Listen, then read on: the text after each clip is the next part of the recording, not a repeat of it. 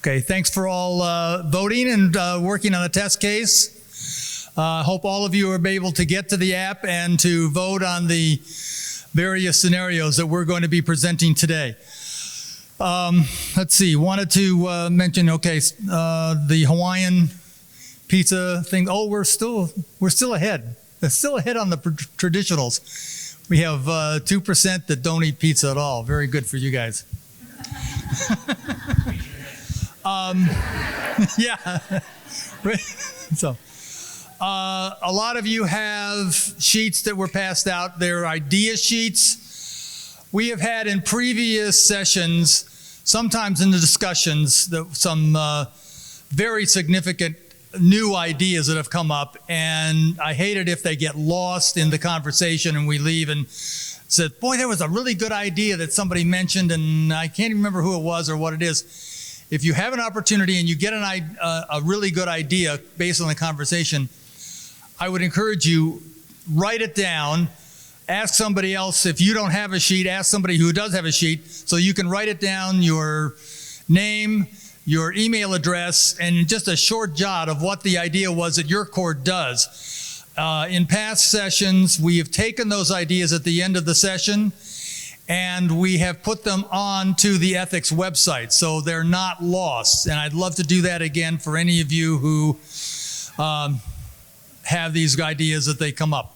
So with that, welcome to Ethics Challenges for Providing Justice Through Connection. As I said, I'm Pete Kiefer. Here's Carl Tanis. Today we're going to have 5 scenarios that we're going to present to you. We're going to get through as many scenarios as we have time for. We found that if we're engaged in a really good conversation on a scenario, we're going to carry that through. So we may not get to all 5. So after each scenario, we're going to have an electronic vote. And then we're going to ask you to do that through your smartphones. And then we're going to have a general discussion about the ethics of each one of these scenarios that we have presented. And before we get going, we did want to add one thing. This is going to be a little bit cumbersome, but I think it'll work out.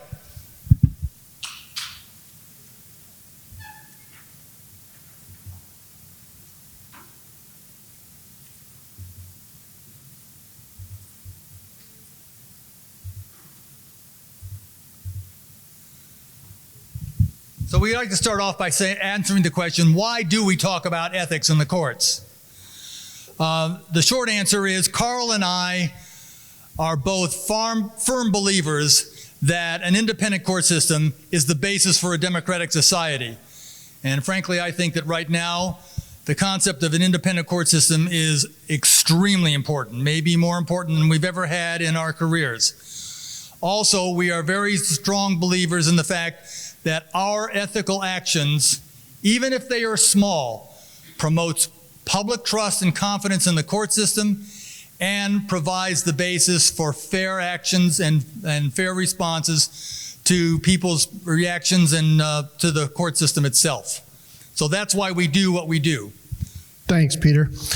I should mention maybe a few practical things too. We hope this will be a lively, very interactive discussion. We had a discussion with the hosts a little earlier about if this really takes off, it's going to be really hard for the live stream observers to watch this, because we hope it'll bounce around the room and you'll be very engaged. But we also want to address some practical things, and I'll just address 2 practical considerations at the moment. We anticipate some may go home and think, well, that was a really good, exciting, engaging discussion, but it doesn't help in practical ways when I get home and one of these situations lands on my desk. We want the answers, we want some clarity, and we'll try to address that to some degree. We'll go over some codes, we'll show you the language that some codes have adopted to address exactly some of the disputes or the differences or the dilemmas that we're going to discuss here this afternoon. And also, some of you may think, well, these are really HR issues. And you're right, they are. Or you might think these are really legal issues. And you're right, they are.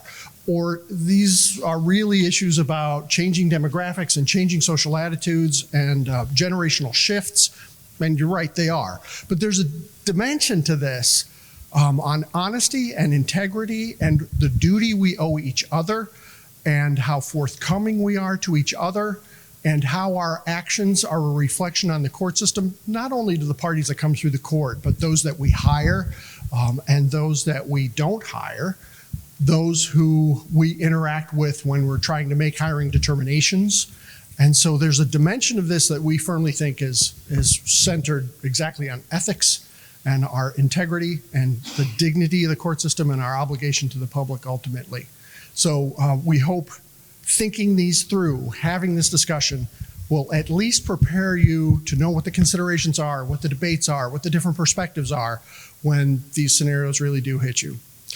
I might mention one other thing about connections. You know, the conference theme is about connections. One deputy clerk hire, if my supervisors interview 6, 8, 10, they've touched everyone they don't hire. They've touched the person they have hired. And it makes a profound difference for years to come in ways that we may never appreciate. I'll bet you for most of us, if you ask, how did you get into the courts? For the great majority of us, because I know we've done this, when you ask, how did you get into the courts? Well, a lot of us will say it was accidental. For me, it was because nobody grows up and I want to be a court administrator when they're a little kid. For me, it was accidental. I did a poli-sci degree. I thought I was going to get picked up by a senator's office staffer on the Hill, and nobody did. And I needed to pay the rent, and I needed to buy groceries. And I bet you that goes that way for lots of us. And so I happened to get hired as a deputy clerk doing traffic tickets, and it's changed my life for decades.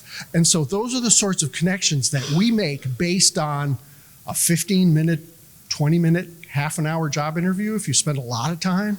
And so as we go through this discussion, I hope everybody keeps in mind not necessarily the power, but the implications of what we're doing here. That, yeah, it's a 20-minute discussion, but there's a profound life-changing effect that we can have on the public for those we interact with when we go about hiring. You know, The Bachelorette, they determine romantic relationships in, 2 or 3 episodes, and a rose, or however that works.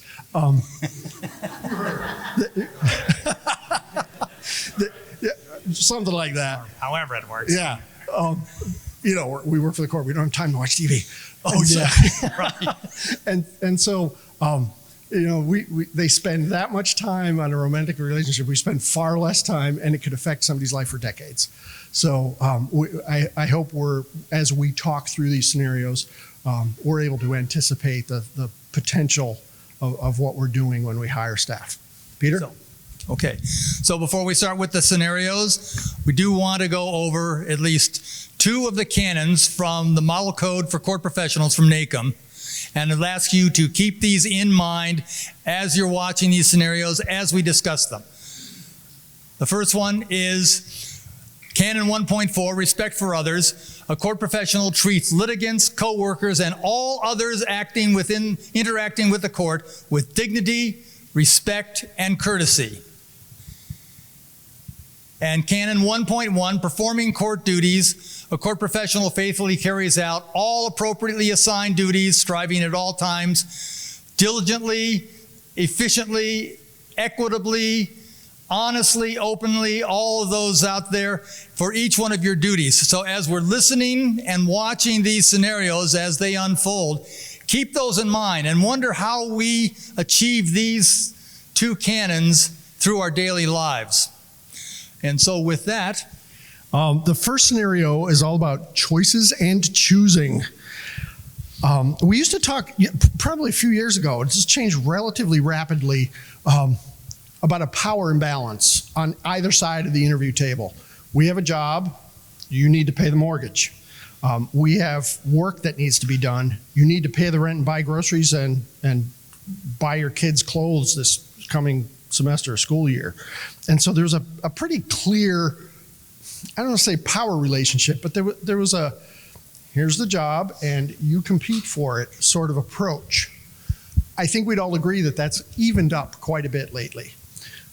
We'd all agree probably too that when you go into a hiring process, whether you're the candidate or the hiring authority, both sides try to put their best feet forward. We want to make a good impression. Am I wearing the right tie? What are they going to think of this suit? Or you go home afterwards if you're the candidate and think, oh, that was a stupid answer to that one. I really shouldn't have told that story. Oh, when they asked for a hypothetical, I shouldn't have given them that one. And on our side of the table, we want to, if we're the hiring authority, we want to give them the impression this job is fulfilling and rewarding, and it's a step in a fantastic, fulfilling, rewarding, exciting career in the courts as you work on fine payments that come in through the mail.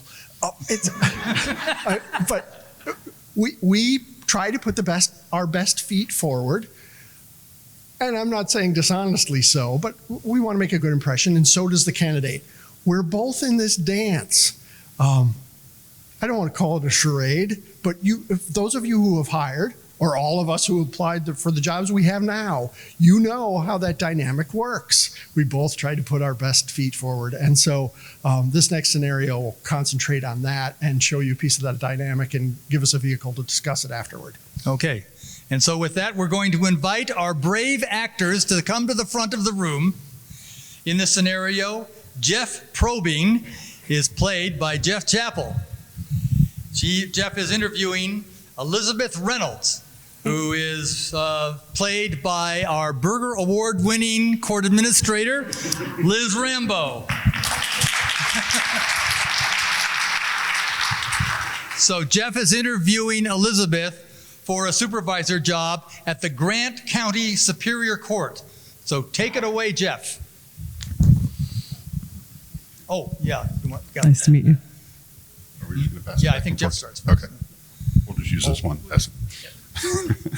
Elizabeth, very nice to meet you. Tell me a little bit about a time you made a significant mistake. How did you deal with it, and what was the outcome? Okay, before we start, Elizabeth, you've got a couple of stories that you could now tell Jeff, I think. Why don't you tell Jeff, tell the audience one of your stories? So, when I started working for the courts, I was a bailiff way back in the day. I used to take my lunches with the jurors in the jury room, in the jury deliberation room. Thank you for that. During one particular criminal trial, we all got pretty chatty talking about different people who we regularly see in the courthouse. I casually mentioned that this was not the first time the defendant was in our trial. The defendant in our trial had been in our courtroom. Really, I didn't think it was any big deal. I guess the defendant's previous criminal history hadn't actually come up in the trial. At first, I denied that I said anything, but 3 jurors ratted me out.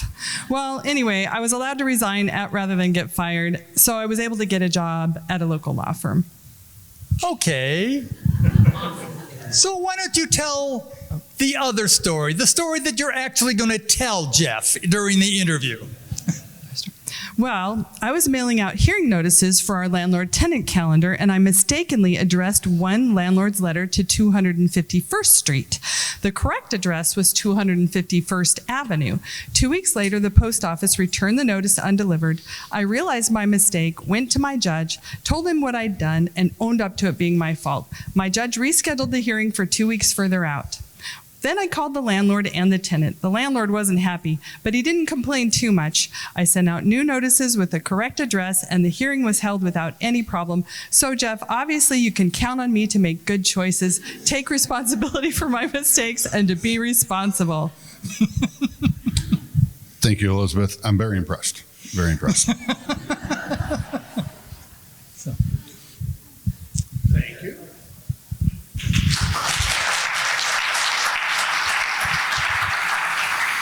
All right, now, if I remember correctly, we're at the real polling question. Ethically, should Elizabeth have shared her first story with Jeff? And the two responses would be yes, Elizabeth should have been completely forthcoming and honest and told Jeff all the darkest stories of her life. And no, Elizabeth gets to decide how she wants to respond to Jeff's question. So if you hop to that polling, a little polling button, the question should pop up. It should look something like that. You may have to scroll down, maybe.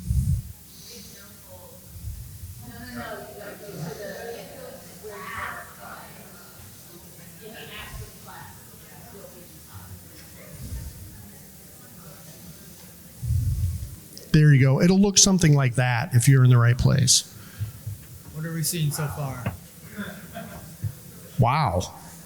85% says Elizabeth gets to tell the story she wants to tell to Jeff. 15% says that Elizabeth should have told the first story and become completely forthcoming.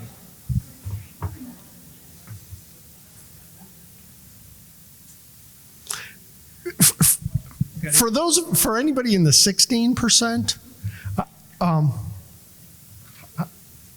how do you? Can somebody explain to me why you responded that way?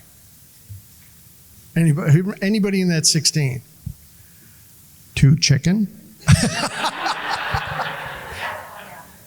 Yes, thanks. Honestly, I was thinking about it from a hiring standpoint, the employer's standpoint. I would want to know if someone could be a potential liability. When you got your job, were you completely honest with every response? I think I was, yeah. I mean, I've never made that mistake.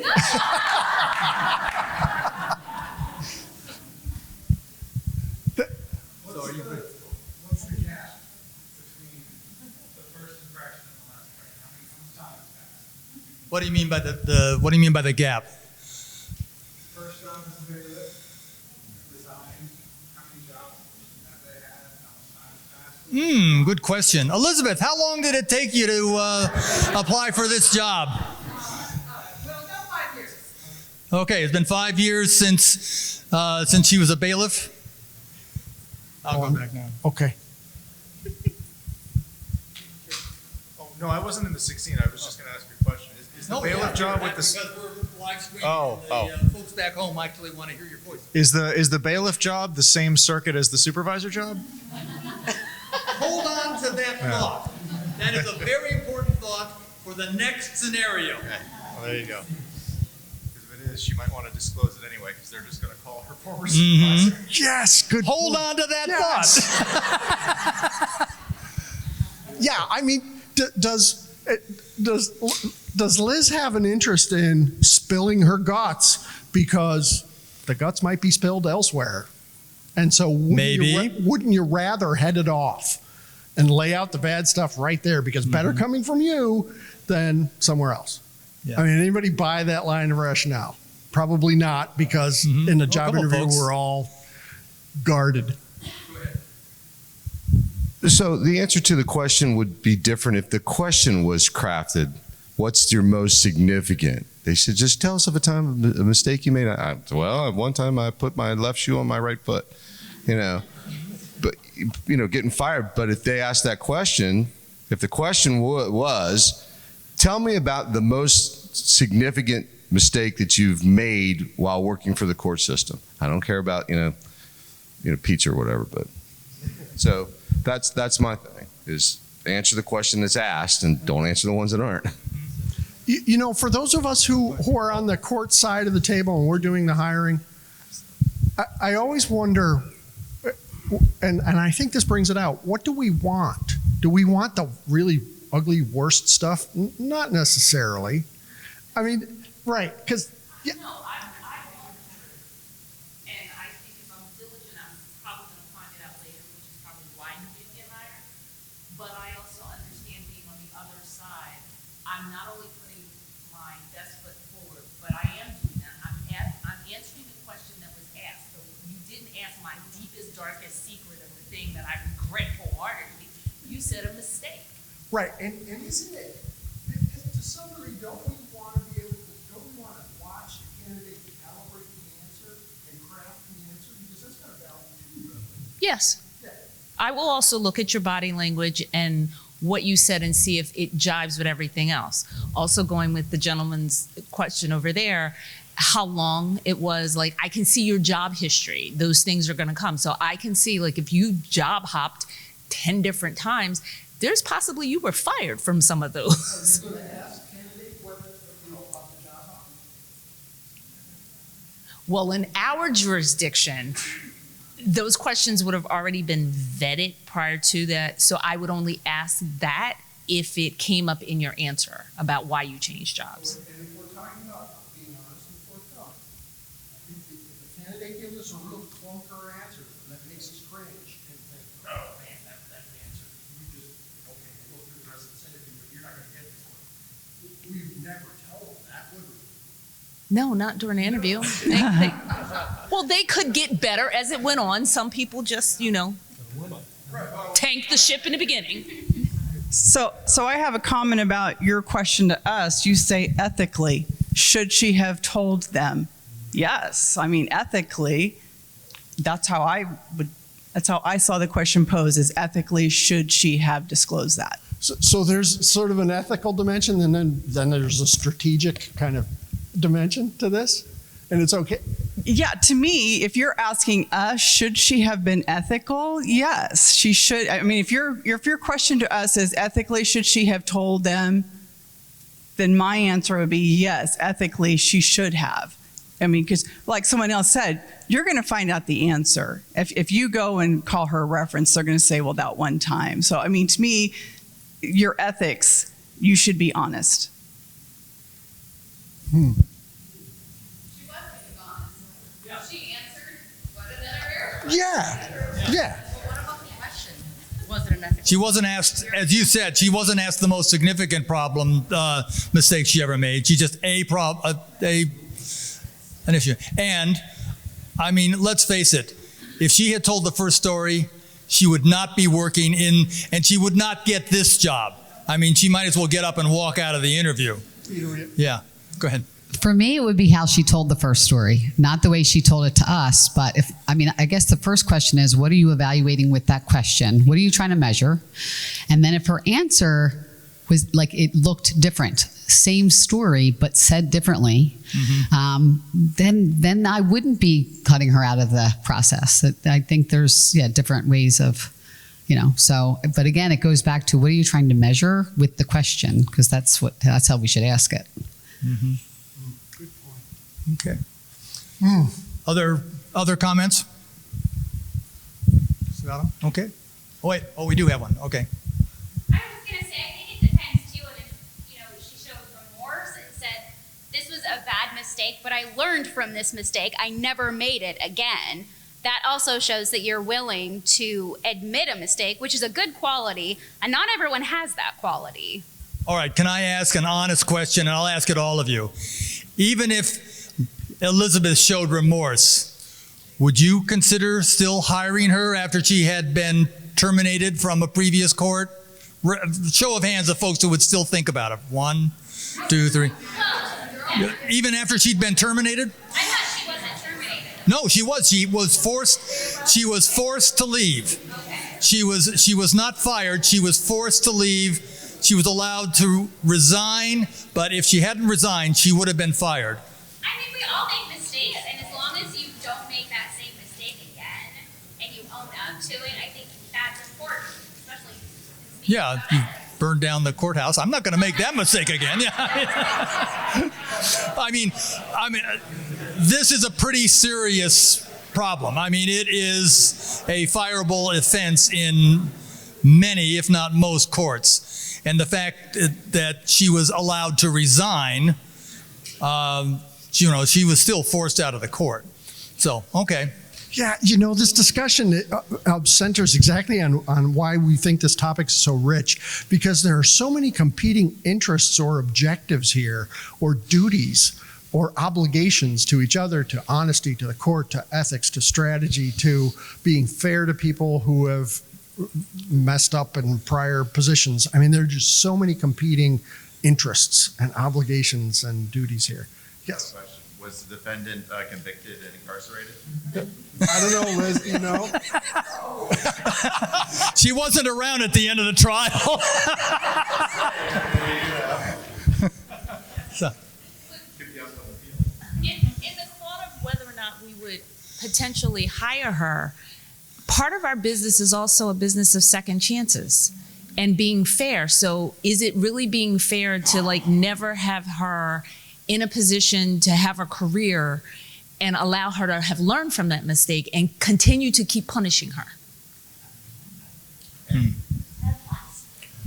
Well, assuming that she did say it, that opens it up for follow-up questions, you know. And in my opinion, that I would say, well, what did you learn from that? Do you understand why that was so important, the mistake you made, and see how that goes back and forth? Because once she would have responded with that, I think that opens it up for me to ask those questions. And assuming how that worked, I think I would at least keep the door open.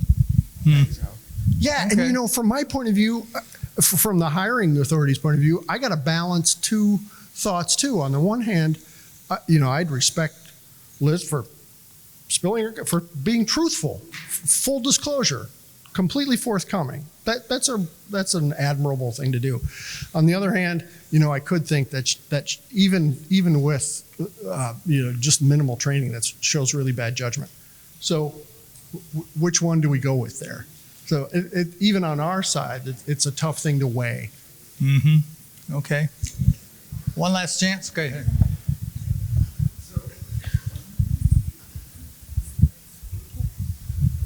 I mean, we're looking at this in a vacuum with one candidate. How many other candidates do you have?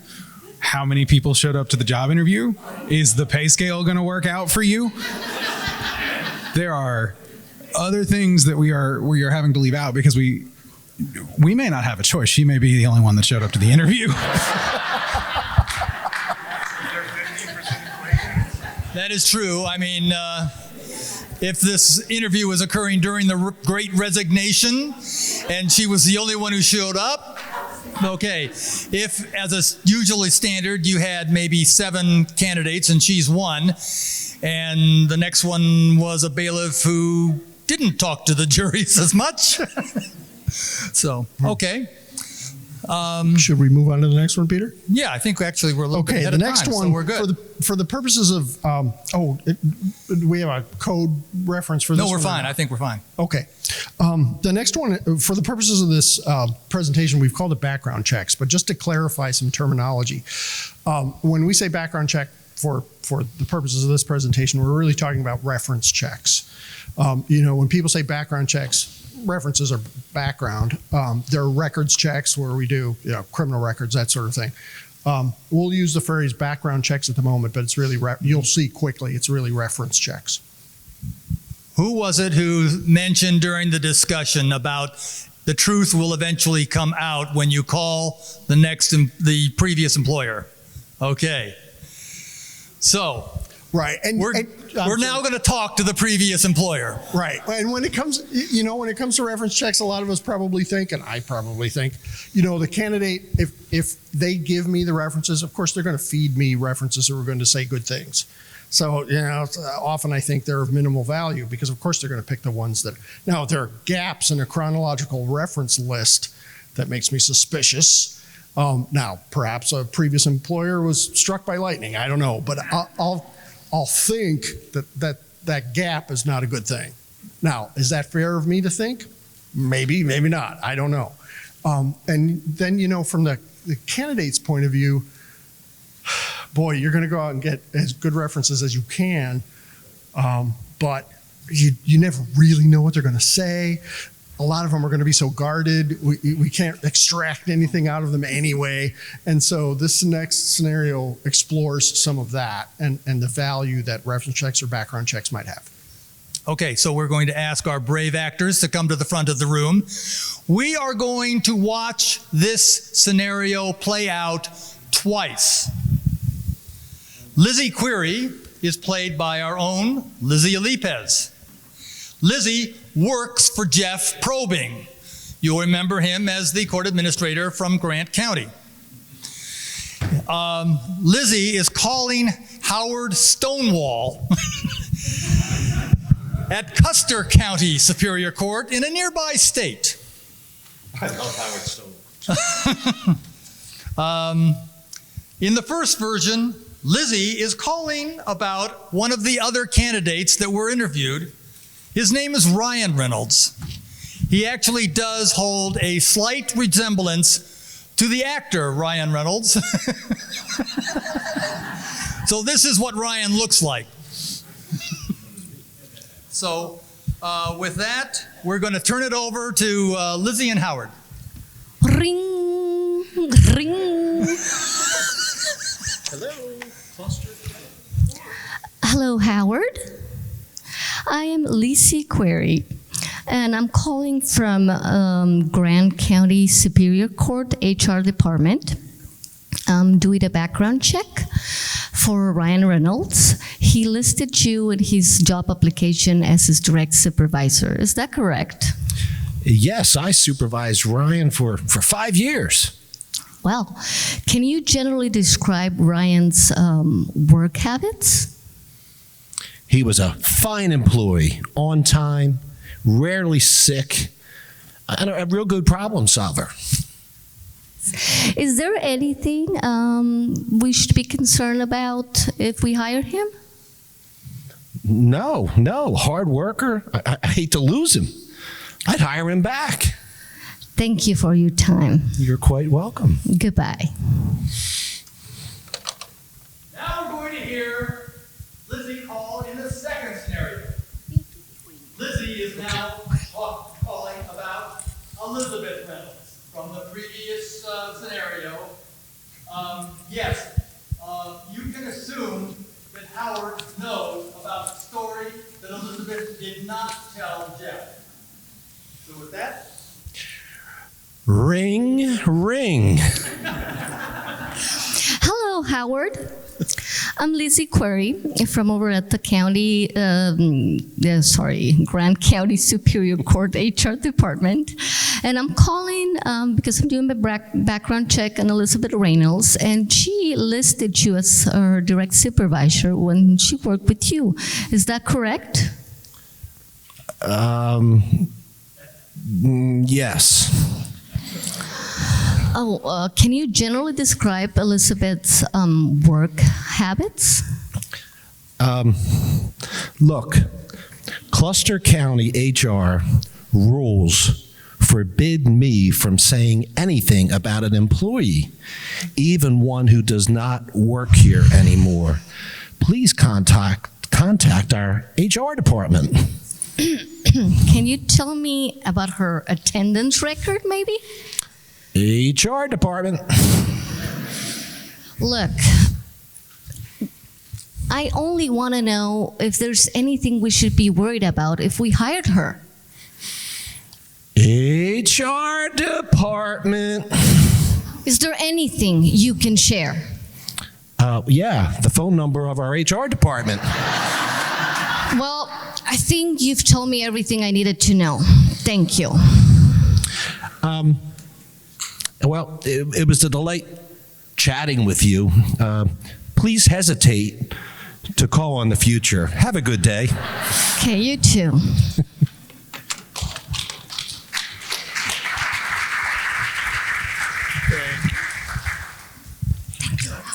All right, time for the next polling question.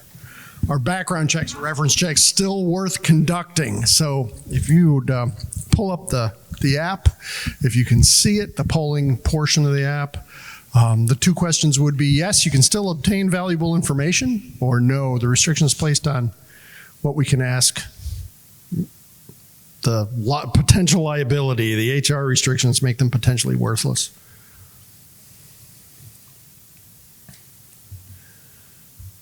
All right, there's the polling question. So that's what you should see on your phones.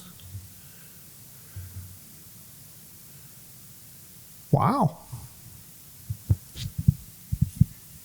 I am surprised at that.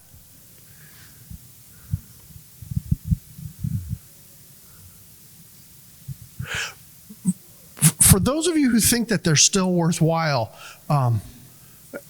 I would imagine we've all run into brick walls. Yeah. So even though we might, what are you hoping you'll get lucky and maybe you'll find somebody who's forthcoming? And you occasionally do get somebody who actually does share the information that they shouldn't be sharing. Somebody who hasn't been sufficiently lectured by HR about potential liability. Yes. I was going to say, I think at the same time, when you call and you're getting stonewalled, that basically gives you an indication as to. Or the person's tone, and you're like, oh yeah, just like that. So that leads to the question, well, it's on the next slide, but it leads to the question of, is there really a code? There's sort of this, is there a code between former supervisors and prospective supervisors about what they say, where you can say nothing and that in itself is a signal? Now, is that ethical? Is that above board? Is that a fair way to do things? True. Yeah. If I'm Ryan and I got the really good reference this time, next time somebody's way too careful and thinks, well, it's not very ethical, it's not very forthcoming, it's not very fair, it's not very equitable for me to spill my guts on a positive one and effusively praise a good one, but then I'm going to retreat like a turtle into HR caution when it comes to a recommendation that would not be good. So instead, I'm going to be fair-handed and I'm going to be cautious on everybody, and I'm not going to share my positive opinions on Ryan. Is that fair? Is that fair to Ryan? Yes. Oh, sorry. I'll hold this a little closer. Thank you. Yes. You do give a different answer the next time, then it would show job hopping at that point, because it'd be a quick turnaround. Right. Can I ask a follow-up question for you, sir, because you mentioned this thing, is sometimes you can get good information that they shouldn't have provided. Should we be developing a personnel system based on information that we shouldn't be providing in the first place? Well, the problem is that how can you ignore the information that you received already? That's where the problem comes in, unfortunately. But do we become complicit in a covert system of personnel background checks? And you see how kind of messed up that is, that our personnel selection system depends on whether we can accidentally chisel something out of somebody.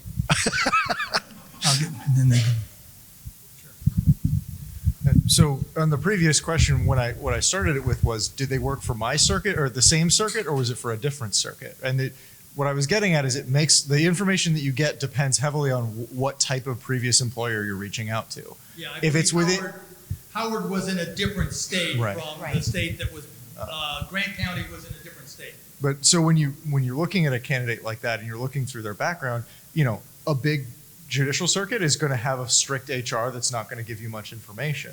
Whereas you might look down there and see, oh, they work for a small private law firm which is not going to have those restrictions, and they might be able to give you a very honest assessment. She in fact was working for a small Right. law firm because she couldn't work for. And that employer might be willing to talk to you and give you. And it's not so much that you're not supposed to get that information, it's that certain very large entities don't want to disclose it for their own liability. Yeah. It has nothing to do with it being unethical for them to give that person a bad review. It's just a big organization trying to protect itself from potential litigation. So liability is different from ethics? Yeah, Really? absolutely. Really?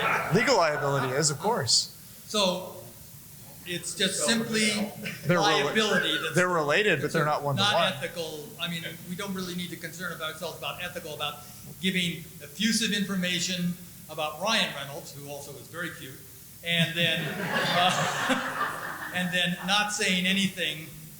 No, I'm about saying that Elizabeth. them not saying anything is not an ethical concern on their part. They're not withholding that information because it would be unethical for them to give that person a bad review, that as long as it's honest. Yeah. They're doing it because they're scared of liability. Should they treat everyone the same? Of course. But can you find an employer that is willing to give you information? Sure. So as the background check individual, a HR analyst often, it's fine to just go around and try and wheedle out information. And in fact, in the courts I worked with, we had people who were very good at doing that, and we valued their sort of expertise. If I'm working in that position, my job is to find the best candidate. Yeah. For the people in my state. So anything I can do to gather that information, maybe protect the public from someone Yeah. who was on a trial or something, I think I have an obligation to do that. Okay. Who did I? Go ahead, Lizzie. Hi, Peter. I was going back to the question when you said, should we give a good review from a employee and is that fair to them? I had like second thoughts, because for me it is, okay, if you're not allowed to disclose some information because it's negative, why are you allowed in your mind to disclose positive information? I mean, for me, the principle is the same. Don't disclose positive or negative, because I'm looking at the principle. I'm not looking, okay, I really love this employee and he was great and he was cute. So I probably will lean on doing it. I wouldn't. If you would ask me, I was like, both ways is a principle. It's like saying the truth or lie. You don't tell the truth when it's convenient, or Here's the problem with that. I'm Ryan, and I worked my butt off for you, and I could have given you your job, and I was diligent, and I worked like crazy. yes, but you don't know what I'm disclosing or not. Right, but you're not gonna get sued because you say good things about me. Why not? Maybe somebody else could know that I am giving a good review, and that's actually, this is difficult, because that actually is leaking information, good or bad, not seeing it as information.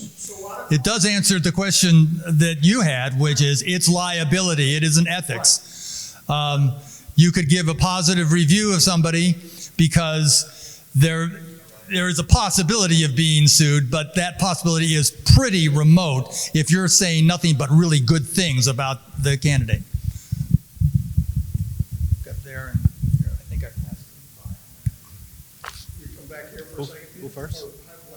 Go ahead, and then we'll come back here. I think if we're just looking at Howard's behavior, his responses to those questions, assuming Howard was the same person for each one, I think now we have some concerns about or questions about Howard's integrity, and that he was so willing to offer the positive information about Ryan, but reluctant to offer any information whatsoever about Monica, was it?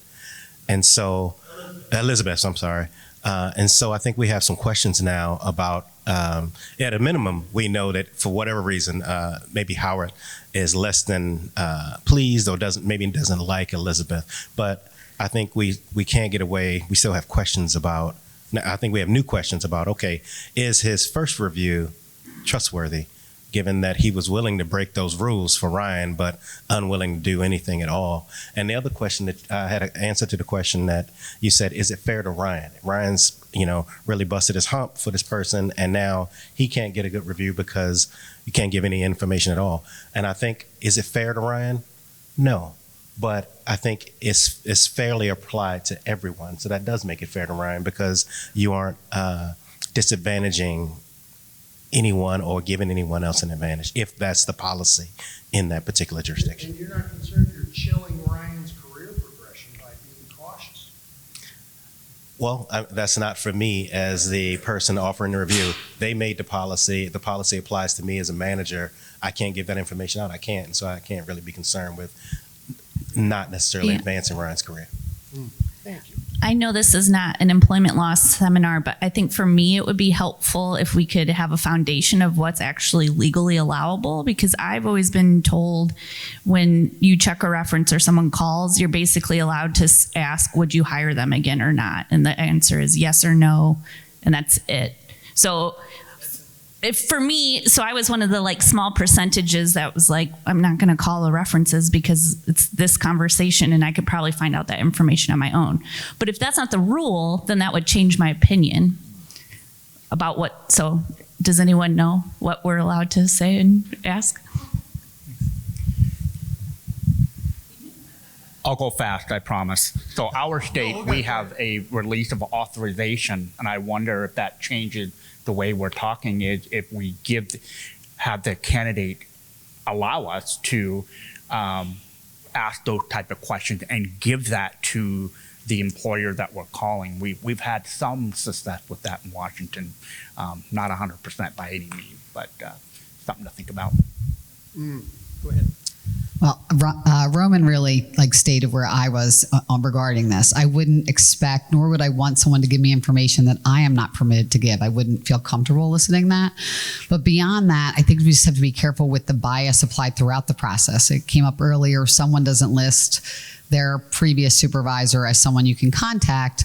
but there are 5 before then you can contact. Maybe they didn't have a good relationship with that supervisor and are concerned about that.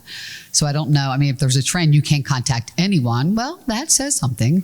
But I don't think one in a list of several. And also the job jumping piece. I mean, that's, seeking purpose and that kind of thing. Is it job jumping, or are they looking for the right fit for them? I don't know. I think we just need to be careful all around in that regard, because we may miss out on a great candidate.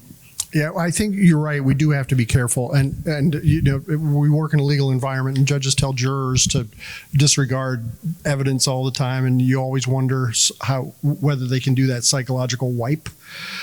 It's not only sequence, it's not only chronology, it's things like if I see a list of references that are all coworkers and not supervisors, I tend to draw conclusions on that too, which may or may not be fair. Well, some of my points were already covered, but one of the things that I thought about in answering the poll question was sometimes employees or prospective employees just lie about their background, and they didn't work for XYZ for 3 years. They worked there for 6 months. And usually, even if you get stonewalled, they're willing to give you hire date, end date information. So that in and of itself is a value to checking references. Peter? Yeah. Well, you pass it over. Just a comment, maybe Ryan did not include his supervisor from whatever position because he happens to know that that supervisor's either only allowed to give hire dates or isn't going to give any kind of good reference. And so he used a coworker instead because that person would say something that would be meaningful.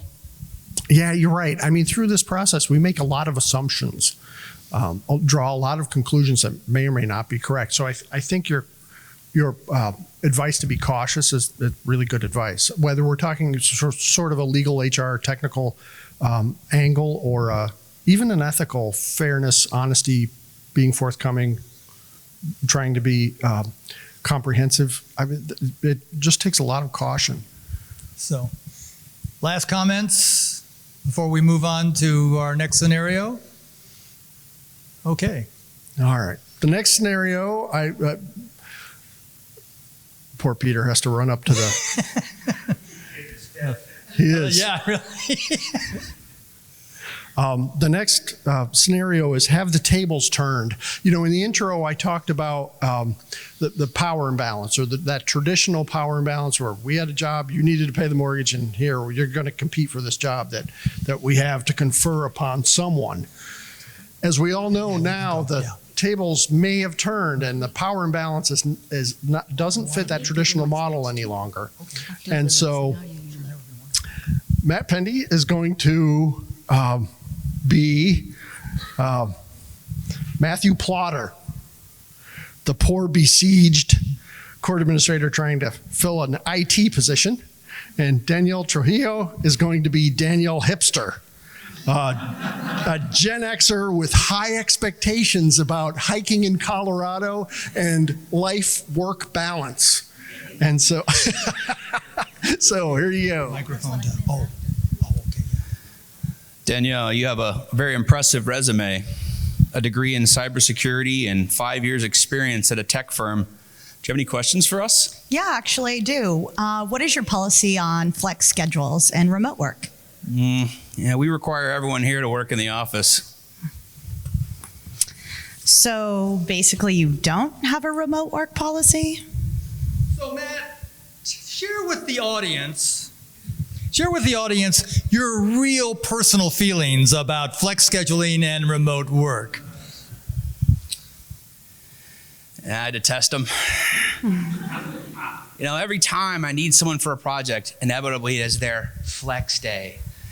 No matter how often we tell the staff that flex scheduling was not a perk, everyone thinks it was a perk and that they had a right to it, still do. So once COVID was over, I did away with it.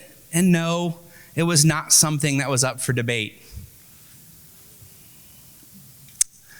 No, we all returned to work after COVID was over. It was necessary to be on site supporting the critical work of the judicial branch of government. Okay, well, I have to go because I have another interview this afternoon. So, What?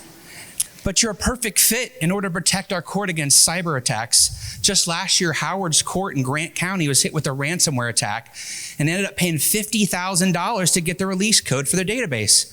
What can I do to help you change your mind? was that a rhetorical question? Because I couldn't have been more clear. Okay. I think we can make a special exemption regarding flex time and remote work for you. Thanks, Matt. I'll go.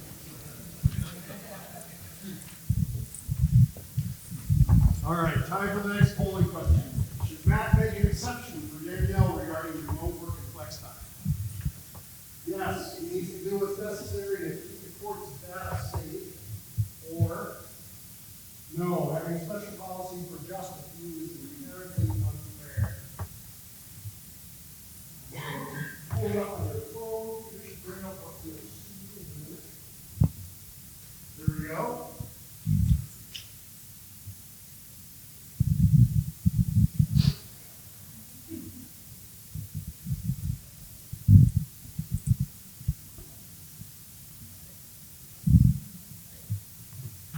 Here we go.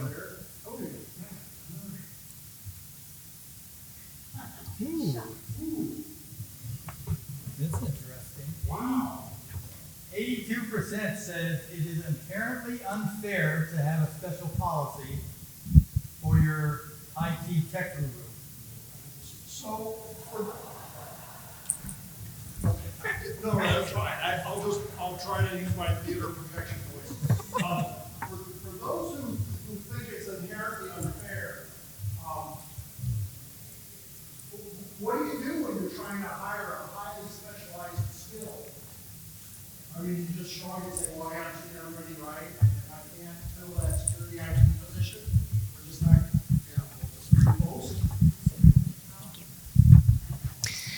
So I would bring this up from two directions. One, if you are unable to best meet the needs of your court, then you need to reevaluate your policy across the board. Number two, if you cannot reevaluate it across the board, then you need to be creative. Well, we can hire you as a contract worker. It wouldn't be full-time. You look at other opportunities where you're not bringing them on at the same level as everybody else is required to come in every day. That sounds great.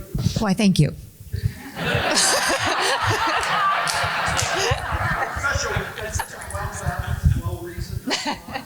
Does your court have to use live court reporters still? We only use live court reporters for the things that we're not, well, so we have ECR in the office, and but no, we only live court reporters for things that we're not required to record. And when they produce transcripts, do they get to pocket the money personally? Yes. Yes. And you can see where I'm going with this. I mean, there are other scenarios in court where if a deputy clerk did what we allow court reporters to do, it'd be, frankly, in my state, it would be illegal. But we make accommodations for allowances for highly specialized skill sets or job categories, and it's routine in that situation, isn't it? But those are court reporters that are hired by the attorneys from outside firms. Those are not in office. Even though they're producing the court's official record, ultimately. Yes. Thank you. Any other more comments and discussions on this one? I would say if you can make an exception for one person, you could probably make an exception for everyone. I mean, inherently, yes, it is unfair to make an exception for one person, whether or not they're needed or not. But sometimes it's a necessary evil. So I understand both points. But yes, it is inherently unfair. I have some mixed feelings bringing this up because COVID was such a highly specialized circumstance. But for those whose courts allowed remote work or work from home, did any of you differentiate employee groups? In other words, depending on the nature of your job, you could work from home. Depending on the nature of your job, you couldn't? Exactly. Yes. And we rationalized that disparity, didn't we? Right. You can't ignore the nature of the work and the skill set involved. You know, it should not, in this scenario, I think it's completely appropriate for him to do what he did to make sure that it kept their data safe. And to ignore the fact that people educate themselves and work towards getting a skill set that might allow them to work remotely I don't see an unfairness in that at all. It's not, from each according to their abilities, to each according to their needs. It's, our system as a whole is, striving, trying to compete, trying to get those skills that will allow you to have the life that you want to live, really. So I don't think it's unfair. Yes. I guess I'm just thinking about opening Pandora's box and other employees in the IT department, all those issues that come to play. I would be, just as that individual went and got his credentials, there's others out there that might want to come on board and work in-house as opposed to remotely. My biggest concern would be all the others are in-house, and then the grievances, and not to mention union issues in some of these positions, that can come to surface, and you end up spending more time dealing with that particular issue when maybe you're better off just searching for the individual with the same credentials and the same abilities as Danielle. Can I ask a question? This is the whole group. Any of you experience or know of a court that has experienced a ransomware attack? Raise your hand. Okay. Yeah. All right. I think going to that yes, there are those issues about the grievances, but I think it starts out from the beginning. Before she applied for the job and you were interviewing, I think you should have known what you were going to do. But in part of that scenario, Matt actually said that was his way of thinking, that he didn't like it, so he was bringing everybody in. So maybe he has the ability to make the exception because he's not going against policy. He's just doing what he wants to do from his perspective because he doesn't want to manage it. Would he have been better off if he had posted that opportunity or that possibility in the job posting? Yes, but then it would have been expected. She would have known what they were. She might not have even had that question. Her question might have been, what exactly are my remote opportunities? Is it 2 days, 1 day, whatever? So instead of cutting a special deal, it was a term of the employment that anybody could have inquired about. Okay.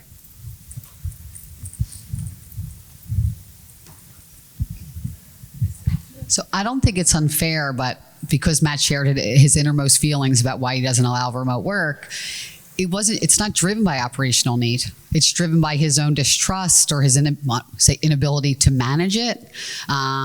So I think it starts at the beginning for Matt when remote work was allowed. Were expectations clear? Did he have a system for that?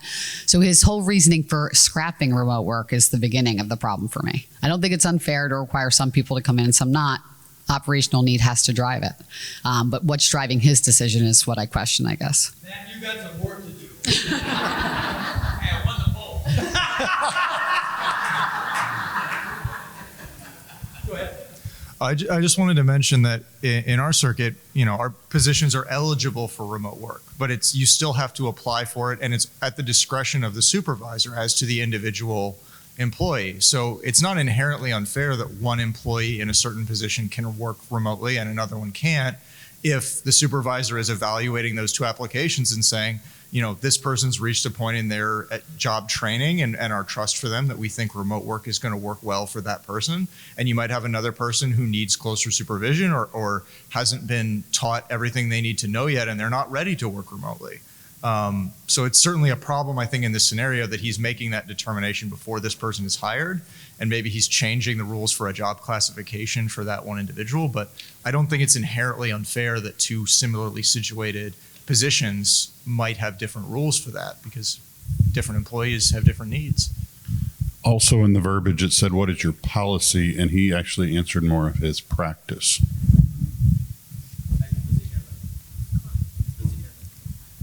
More than a question, I was going to say, in our tiny, mini, teeny municipal court in Colorado, we have gone through some different changes. So what we do is what somebody mentioned before.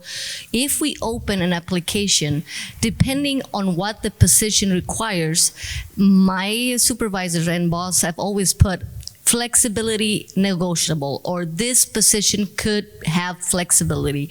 Other positions, like for example, someone that has to be there to customer service, that is one-on-one in person, already the job application doesn't add that part. I know it sounds like, okay, it's fair to do it for everyone or not, but certain positions required you to be in person in that place. So if the employer wants to add it, okay, this is flexible, this is not, you go already knowing what you're expecting. Yeah, we talked about how so many of these issues are overlapping. They're HR, they're legal, they're technical, they're I think this is a good example of how you can use sort of a technical HR cautionary, well-drafted approach to kind of buy you an ethical result.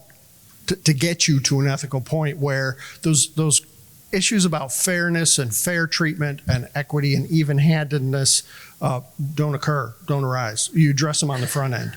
So I think the time police is telling us we're going to have time for about one more scenario. So why don't we go on to the fourth scenario? Okay.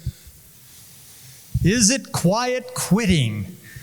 Yeah, you can go down internet rabbit holes on management articles about demographic trends and workforce trends and economic trends and hiring trends and generational shifts. But quiet quitting is a phrase that we've all heard lately. And some, I know I've been in some discussions where there have been some observations made that, they call it quiet quitting now, but it used to be retire in place. I think the distinction, of course, is retire in place was when you expected to retire. You had one of those countdowns, a stack of yellow stickies, counting down the days till you were out the office door. And here it's different, I think. There's a distinction here. As many of you probably know, it's an employee who doesn't necessarily intend to retire anytime soon. They're just going to do the minimal. And so that's our next scenario, talking about diligence and duty and what our obligation is as employees to the court and to supervisors and to judges, and to see how that works lately. So do you want to introduce the players, Peter? Of course you're going to make me, and I've lost my script. So, as I recall, Rich Mahler is going to do Rich Hardcore. And Liz Rambo is back up here to do Debbie Minimal.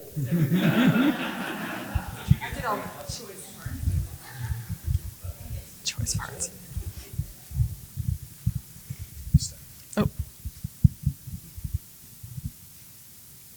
Is Peter starting? Peter. Do I have to start?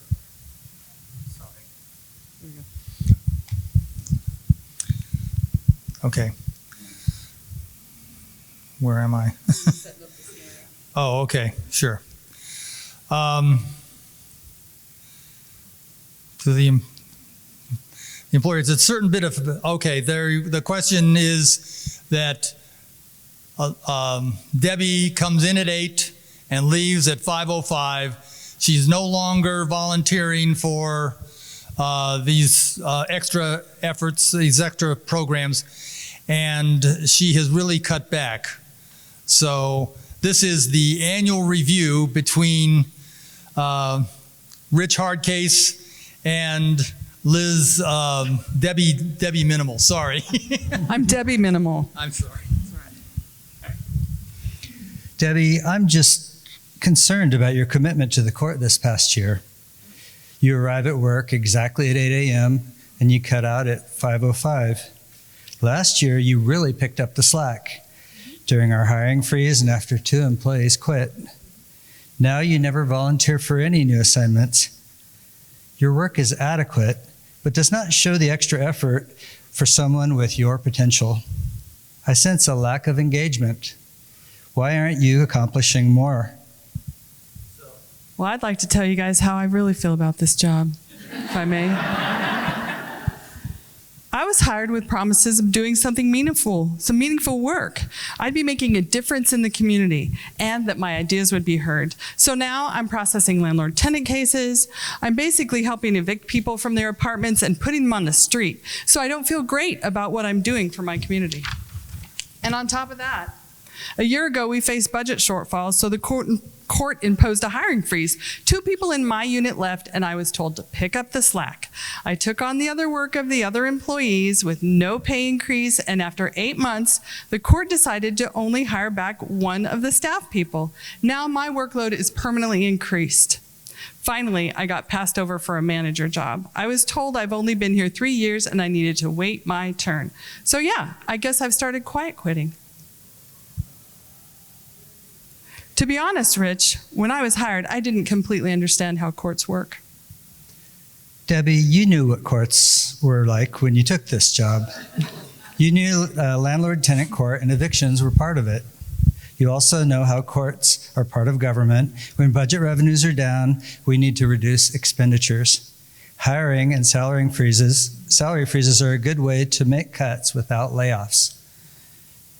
I know you want to promote, but everyone here has to pay their dues.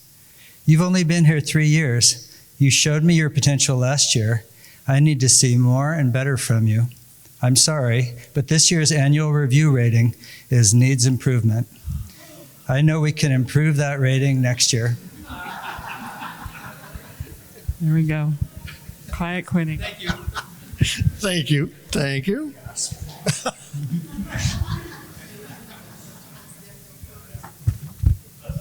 All right, time for the next polling question. Does Rich have a right to expect more effort and engagement from Debbie? This echoes Danielle Hipster and her expectations about work-life balance. Yes, Debbie needs to show Rich that she's truly dedicated to the court's mission and vision. No, Debbie's just doing the job she was hired to do.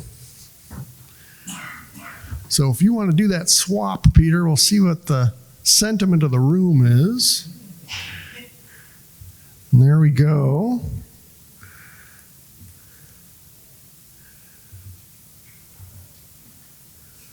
Boy, 86% say Debbie's doing her job, and that's the way it ought to be.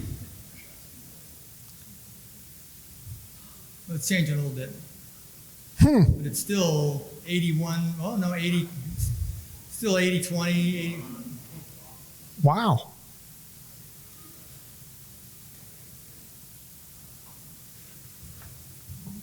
Hmm. 78-22. Let me start this discussion with a question about that phrase, paying dues. Is that a completely archaic, obsolete way to think? Yes.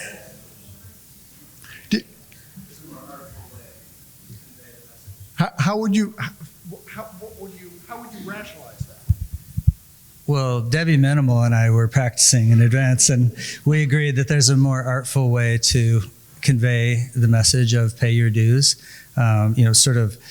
Showing your potential by completing significant projects, being part of teams, developing, the potential and experience to advance into a management role. And, that comes in time. And some of that experience has been gained in the last 3 years, and more will be gained in the future, which would make her, a stronger candidate for promotion when those opportunities, come along. But pay your dues is old school. I tend to agree with you. And for those of us who have had a field of candidates where there is one fantastic candidate who happens to have been here a relatively short period of time, I'd agree with you entirely. I have a counter. Here's the contrast or the difficulty, though. Probably almost all of us in government pay employees according to longevity. How long you've paid your dues results in how much you get paid for almost all of us. I mean, we don't do bonuses, we don't do that private sector stuff.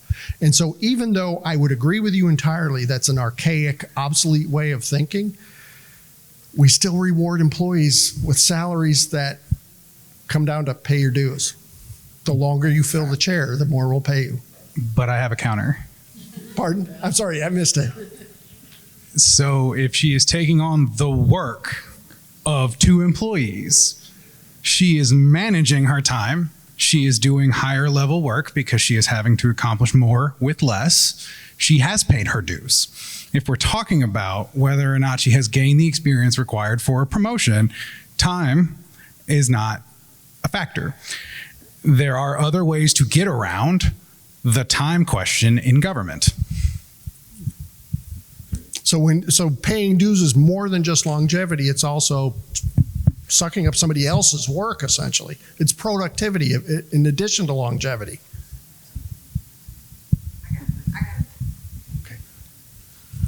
Ring, ring, Rich. This is HR. I just got a call from Debbie.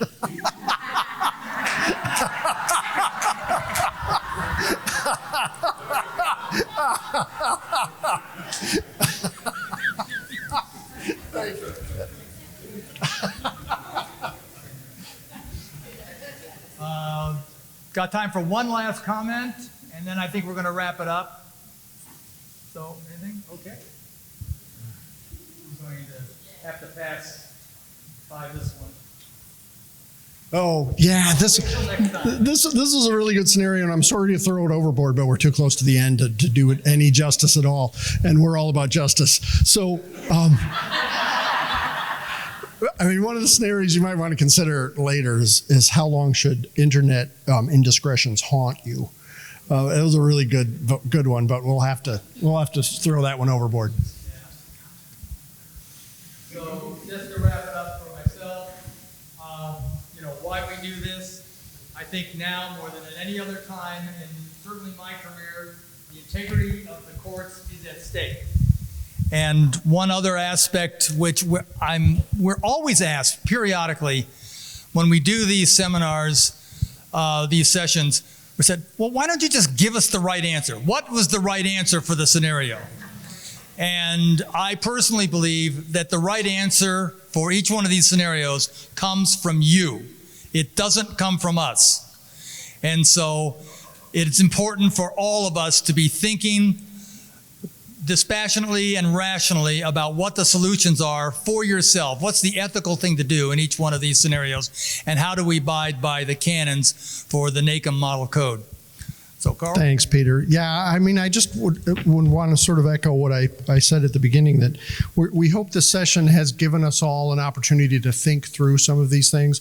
We're going to take these home, and you're going to filter this according to your local culture, your local expectations, your local HR environment, your local legal environment. I mean, you're going to have to tailor these or calibrate these to home. But we hope this gives all of us an opportunity to think this through, to know what the competing interests are, give you a way or a context to think about the different perspectives. And this sounds gushy and idealistic, but NACM is all about supporting the courts and truth and justice and idealism and our obligations to the public and our public duties and our duties to each other and our duties to our employees and our obligations to be honest and forthcoming and fair and right and just and even-handed with everybody who comes through our doors, regardless of their status. And so we thank you for your time that you spent here today, because it's sort of a demonstration that all those principles, all those objectives, all those goals are something that you hold in your mind and we all aspire to. So thank you. Thanks. One quick thing.